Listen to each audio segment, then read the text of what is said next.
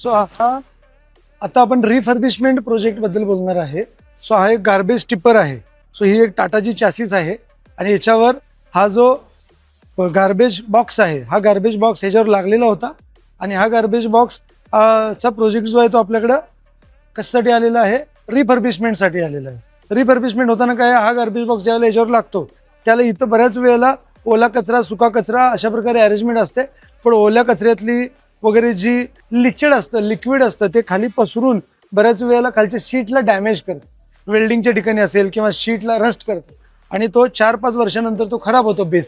तो बेस खराब झाल्यानंतर आपल्याकडे हे रिफर्बिशमेंटला आलेलं आहे.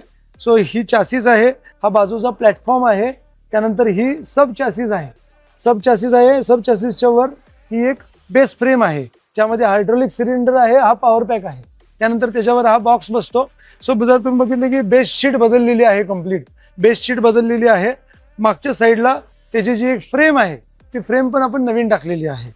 सो अशा प्रकारे याच्यामध्ये रिफर्बिशमेंटची शीट वगैरे टाकून त्याला कम्प्लीट पेंट होऊन याचा टचअप वगैरे निघून परत हे सगळे याच्यावर बसतं आणि हा बसलेला परत व्हेकल कस्टमरला डिलिव्हर होतो. सो याच्यामुळं काय मिळतं, रिफर्बिशमुळं की तुम्हाला एखादं नवीन गार्बेज टिपरची जी कॉस्ट आहे त्याच्या 15 to 20% मध्ये तुम्हाला रिफर्बिश्ड झालेलं प्रोडक्ट मिळतं, ज्याच्यामुळं तुम्हाला कॉस्ट वाचते.